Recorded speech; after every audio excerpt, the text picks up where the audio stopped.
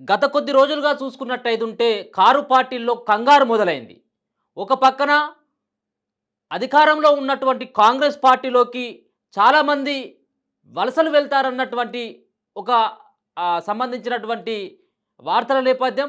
ఇంకొక పక్కన సిట్టింగ్ ఎమ్మెల్యేలు దూరమవుతున్నటువంటి సందర్భం. దీనిలో ఏం చేయాలో అర్థం కాక బీఆర్ఎస్ పార్టీలో ఉన్నటువంటి కీలకమైనటువంటి నేతలు, ముఖ్యంగా కల్వకుంట్ల కుటుంబంలో ఉన్నటువంటి కేసీఆర్ గానీ, కేటీఆర్ గానీ, హరీష్ రావు గానీ వీళ్ళందరూ కూడా పరేషాన్‌లో పడ్డారు. ముఖ్యంగా కల్వకుంట్ల చంద్రశేఖరరావుకు ఏం చేయాలో అర్థం కానటువంటి పరిస్థితి. అయితే ఇదే సంబంధించినటువంటి అంశాన్ని గతంలో పార్లమెంట్ ఎన్నికలు ఉన్నటువంటి సందర్భంలో కొన్ని చెప్పడం జరిగింది. కారు, సారు, సర్కారు, 16 అన్నటువంటి వ్యాఖ్యలు చేసి మనం గనుక 16 సీట్లను గనుక ఎంపీ సీట్లని మనం తెలంగాణలో సాధించినట్టయితుంటే కేంద్రంలో చక్రం తిప్పొచ్చు అన్నటువంటి వ్యాఖ్యలు కూడా కేసీఆర్ గతంలో చేయడం జరిగింది.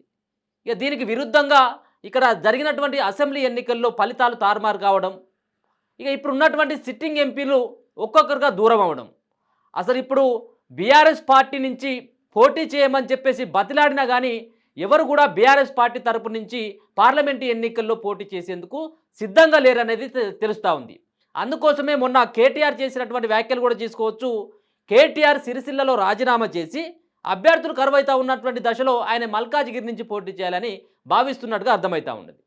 కాబట్టి తెలంగాణలో సర్కార్ రాలేదు, ఇక కారేమో షెడ్డుకు పోయింది, ఇక 16 వచ్చేటువంటి సీట్లు లేవు. లాస్ట్కి వచ్చేసరికి 16 ఎమ్మెల్యేలే మిగిలేటువంటి ఆస్కారం మరి బీఆర్ఎస్ పార్టీలో కనబడతా ఉంది. గెలిచినటువంటి 39 మంది ఎమ్మెల్యేలను కాపాడుకోవడం కూడా ఇప్పుడు బీఆర్ఎస్ పార్టీకి పెద్ద సవాల్గానే మారింది. అసలు బీఆర్ఎస్ పార్టీలో ఉన్నటువంటి ఎమ్మెల్యేలు ఉంటారా, బీఆర్ఎస్ పార్టీలో గెలిచినటువంటి ఎంపీలు ఉంటారా, రేపు జరగనున్నటువంటి పార్లమెంటు ఎన్నికల్లో 1-2 సీట్లు గెలిచినా కానీ ఆ ఎంపీలైనా కానీ ఇక్కడ ఉన్నటువంటి బీఆర్ఎస్ పార్టీని ఏమైనా అంటిపెట్టుకుని ఉంటారంటే అది $1000 ప్రశ్నగానే మిగిలిపోతుంది. ఇది గతంలో కూడా కేసీఆర్ ఏం చేసిందంటే ఉన్నటువంటి బీజేపీ పార్టీలో ఉన్నటువంటి కొంతమందిని, ముఖ్యంగా కాంగ్రెస్ పార్టీని రాష్ట్రంలో లేకుండా చేయాలన్నటువంటి ఉద్దేశంతో కాంగ్రెస్ పార్టీలో దొరికిన కాడికి ఎమ్మెల్యేలను తీసుకొని అక్కడ ఉన్నటువంటి బీఆర్ఎస్ పార్టీలో కలుపుకోవడం జరిగింది. అయితే ఎగ్జాక్ట్లీ అదే సంబంధించినటువంటి సామెతకు మరి ఇక్కడ ఉన్నటువంటి రాష్ట్ర ముఖ్యమంత్రి కూడా అదే రకంగా ప్రయత్నాలు చేయబోతా ఉన్నాడా? ఎందుకంటే గతంలో కాంగ్రెస్ పార్టీలో ఉన్నటువంటి కాంగ్రెస్ పార్టీని అసలు రాష్ట్రంలోనే లేకుండా చేయాలన్నటువంటి కేసీఆర్ ఏదైతే భావించిండో దానికి ముఖ్యంగా రేవంత్ రెడ్డి అదే ప్రయత్నం చేసి బీఆర్ఎస్ పార్టీలో ఉన్నటువంటి నేతలను తన వైపు లాక్కొని కొంత బీజేపీ పార్టీని ఏమైనా హైప్ చేసేటువంటి ప్రయత్నం చేస్తాడా? గతంలో కేసీఆర్ కూడా ఇదే ప్రయత్నం చేయడం జరిగింది. తెలంగాణలో కాంగ్రెస్ పార్టీని బొందబెట్టాలి, ఎంతో కొంత బీజేపీ పార్టీ గ్రాఫ్ లేపాలన్నటువంటి ఉద్దేశంతో ఆ విధమైనటువంటి ప్రయత్నాలు చేయడం జరిగింది. దానిలో భాగంగానే కాంగ్రెస్ పార్టీలో గెలిచినటువంటి 12 మంది ఎమ్మెల్యేలను కూడా మరి బీఆర్ఎస్ పార్టీలోకి తీసుకోవడం జరిగింది. అయితే ఇప్పుడున్నటువంటి నేపథ్యంలో కాంగ్రెస్ పార్టీ ఏ విధమైనటువంటి ప్రయత్నాలు చేయబోతా ఉంది? కాంగ్రెస్ పార్టీలో అంటే రానున్నటువంటి పార్లమెంటు ఎన్నికలను దృష్టిలో పెట్టుకొని పార్లమెంటు ఎన్నికల తర్వాత కాంగ్రెస్ పార్టీ ఇప్పుడున్నటువంటి బీఆర్ఎస్ పార్టీలో ఉన్నటువంటి కీలకమైనటువంటి నేతలని తమ పార్టీలోకి ఆహ్వానించేందుకు రంగం సిద్ధం చేస్తున్నట్టుగా తెలుస్తూ ఉంది.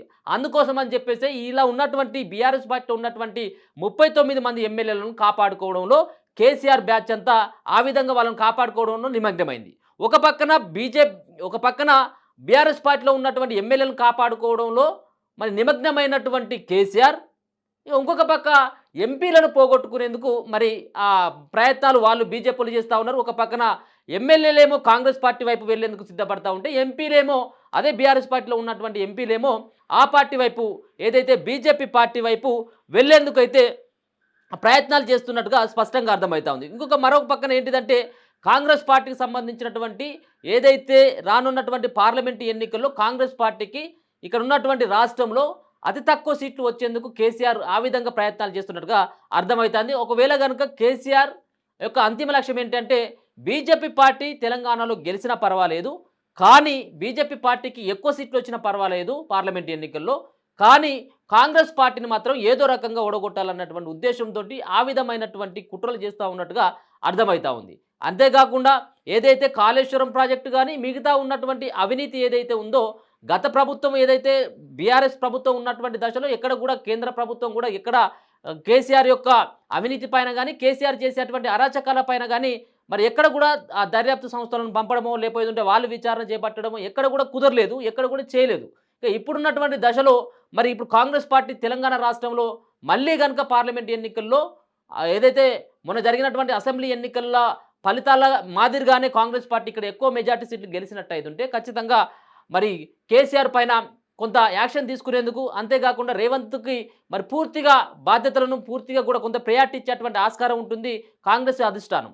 కాబట్టి ఇక్కడ రేవంత్ రెడ్డి యొక్క చరిష్మా తగ్గించాలన్నా, మరొక పక్కన ఆయన రక్షించుకోవడానికి కేసీఆర్ ఆ విధంగా ప్రయత్నాలు చేస్తా ఉన్నాడు. ఎంపీ ఎన్నికల్లో ఎట్టి పరిస్థితుల్లో గూడా మరి కాంగ్రెస్ పార్టీని మరి ఎక్కువ సీట్లు మాత్రం గెలిచేందుకు ఏ విధంగా ఛాన్స్ ఇవ్వద్దని చెప్పేసి అయితే ప్రయత్నిస్తూ ఉన్నాడు. ఇక ఇంకొక పక్కన కల్వకుంట్ల కుటుంబంలో చేసినటువంటి అరాచకాలు కానీ, కాళేశ్వరంలో చేసినటువంటి అవినీతి కానీ, వీటన్నిటిపైన కూడా ఇప్పటికే మరి కేసీఆర్ బేజారవుతున్నట్టుగా తెలుస్తూ ఉంది.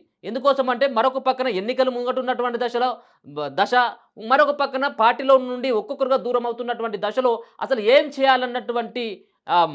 చేయాలి అసలు ఇప్పటికిప్పుడు వాళ్ళు కాపాడుకోవాలా, లేకపోతే పార్టీని కాపాడుకోవాలన్నటువంటి డైలామాలో కేసీఆర్ పడ్డట్టుగా అర్థమవుతా ఉంది. మరి కేసీఆర్ ఏ విధంగా ఏ వ్యూహాన్ని అమలు చేయబోతూ ఉంటాడు? ఎందుకంటే మరి రాజకీయంలో చాలా అనుభవం ఉన్నటువంటి నేత, అంతేకాకుండా 80,000 పుస్తకాలు చదివినటువంటి మేధావి కాబట్టి మరి ఆయన కాపాడుకోవడంలో, అంతేకాకుండా అవినీతి ఆరోపణలు ఎదుర్కొంటున్నటువంటి బిడ్డనే ఏ విధంగా కాపాడాలి, కాళేశ్వరం ప్రాజెక్టులో జరిగినటువంటి అవినీతి పైన కూడా మరి దర్యాప్తు సంస్థలతోటి విచారణ జరుపుతామని చెప్పేసి రాష్ట్ర సర్కార్ భావిస్తున్నటువంటి తరుణంలో ఆయనను ఎట్లా కాపాడుకోవాలి, పార్టీని ఎలా కాపాడాలన్నటువంటి ఒక డిప్రెషన్లో కేసీఆర్ వెళ్ళిపోయినట్టుగా తెలుస్తూ ఉంది. మరి కేసీఆర్ అప్పటి నుంచి అసెంబ్లీ ఎన్నికలు జరిగినటువంటి తర్వాత, ఎన్నికల ఫలితాలు వచ్చిన తర్వాత కేసీఆర్ 1-2 చోట్ల మాత్రమే కనిపించడం జరిగింది. మొన్న నల్గొండకు సంబంధించినటువంటి సభ తర్వాత మరి ఎక్కడ కూడా మరి కనిపించినటువంటి దాఖలు చాలా తక్కువ ఉన్నాయి. కేవలం కేటీఆర్‌ని, హరీష్ రావుని ముంగడ పెట్టి నడిపేయడం జరుగుతూ ఉంది. మరి హరీష్ రావు నేతృత్వంలో మరి పార్టీ ముందుకు వెళ్తుందా, లేకపోతే కేటీఆర్‌ని ఏమైనా ముంగడ పెట్టి నడిపిస్తాడా? అసలు వీళ్ళిద్దరు నమ్మనటువంటి పరిస్థితుల్లో మరి కేసీఆర్ ఏమైనా రంగంలోకి దిగుతాడా? రానున్నటువంటి పార్లమెంటు ఎన్నికల బాధ్యతలను ఎవరికి అప్పగించాలన్నటువంటి కోణంలో కొంత డిస్కషన్ అయితే కొనసాగుతూ ఉంది. ఏదేమైనా కానీ ఇప్పుడున్నటువంటి దశలో బీఆర్ఎస్ పార్టీలో ఉన్నటువంటి వలసలను మాత్రం ఎవరు కూడా ఆపేటువంటి ప్రసక్తి అయితే లేదు. ఎందుకంటే బీఆర్ఎస్ పార్టీ మరి రాష్ట్రంలో ఎట్లాగో అధికారాన్ని కోల్పోవడం జరిగింది.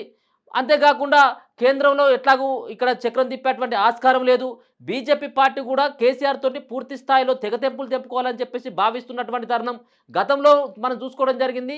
అసెంబ్లీ ఎన్నికల సందర్భంలో కేవలం బీఆర్ఎస్ పార్టీతోటి బీజేపీ పార్టీ మరి కలిసి నడుస్తూ ఉందన్నటువంటి అయితే వార్తలు వచ్చినటువంటి నేపథ్యంలోనే బీజేపీ పార్టీ తెలంగాణలో కొంత చితికిలబడ్డది. కాబట్టి ఇప్పుడు పార్లమెంట్ ఎన్నికల్లో కూడా కేసీఆర్ తోటి ఎక్కడ కూడా సయోధ్యగా ఉండొద్దన్నటువంటి ఒక నిర్ణయానికి బీజేపీ పార్టీ రావడం జరిగింది. కాబట్టి మరి ఎక్కడ కూడా వాళ్ళని కాపాడుకోవాలి. వాళ్ళు ఎట్లాగో ఎమ్మెల్యే గెలిచిండ్రు. ఇప్పుడు ఇక్కడ ఉన్నటువంటి రాష్ట్రంలో అధికారం లేదు. వాళ్ళ నియోజకవర్గం అభివృద్ధి కావాలన్నా, అంతేకాకుండా వాళ్ళు గతంలో చేసినటువంటి బీఆర్ఎస్ పార్టీలో ఉండి చేసినటువంటి తప్పును ఎంతో కొంత కప్పిపుచ్చుకునేందుకు వేరే పార్టీ వైపు వెళ్లేందుకు, అంటే ముఖ్యంగా కాంగ్రెస్ పార్టీ వైపు వెళ్లేందుకు ఎక్కువగా ఉన్నటువంటి 39 మంది బీఆర్ఎస్ పార్టీ ఎమ్మెల్యేలలో మెజార్టీగా 10-15 మంది పక్క చూపులు చూస్తున్నట్టుగా తెలుస్తూ ఉంది. వీటిని అన్నింటినీ కూడా గత కొద్ది రోజులుగా మరి కాపాడుకుంటూ వస్తున్నటువంటి కేసీఆర్ మరి ఇప్పటికీ అయినా కానీ వాళ్ళని ఏమన్నా అట్లనే ఉండనిస్తాడా, లేకపోతే వాళ్ళ భవితవ్యం ఏంటిది? ఎమ్మెల్యేలు ఆల్రెడీ ఇప్పటికే కమిట్ అయిపోయారు. అప్పటికే రేవంత్ రెడ్డి గారితోటి, రాష్ట్ర ముఖ్యమంత్రి రేవంత్ రెడ్డితోటి చాలామంది మెజార్టీగా ఉన్నటువంటి బీఆర్ఎస్ పార్టీలో ఉన్నటువంటి చాలామంది కూడా మరి రేవంత్ రెడ్డి గారితో కలిసినటువంటి దృశ్యాలు మనం చూసుకోవడం జరిగింది. కానీ ఇది ఇప్పుడు అవుతుందా, లేకపోతే పార్లమెంట్ ఎన్నికల తర్వాత మరి బీఆర్ఎస్ పార్టీలో గెలిచినటువంటి ఎమ్మెల్యేలను మరి రేవంత్ రెడ్డి లాక్కుంటారా లేదనేది చూడాలి. ఇది తెలిసినటువంటి కేసీఆర్ అప్పటికే వాళ్ళని కాపాడుకోవడం నిమగ్నమైపోయాడు. వాళ్ళకు సంబంధించినటువంటి భరోసా ఇచ్చేటువంటి కార్యక్రమాన్ని చేపడతా ఉన్నాడు. అయితే ఇక మరొక పక్కన బీజేపీ పార్టీ వైపు వెళ్ళినటువంటి ఇద్దరు ఎంపీలు, ఎవరైతే సిట్టింగ్ ఎంపీలు ఇద్దరు బీఆర్ఎస్ పార్టీ నుంచి బీజేపీలోకి వెళ్ళడం జరిగింది. ఒక సిట్టింగ్ ఎంపీ ఏమో కాంగ్రెస్ వైపు రావడం జరిగింది. ఇంకొక ఎంపీ వరంగల్కి సంబంధించినటువంటి ఎంపీకి సంబంధించినటువంటి ఆయన కూడా కొంత తెర మీదకి రావడం జరిగింది.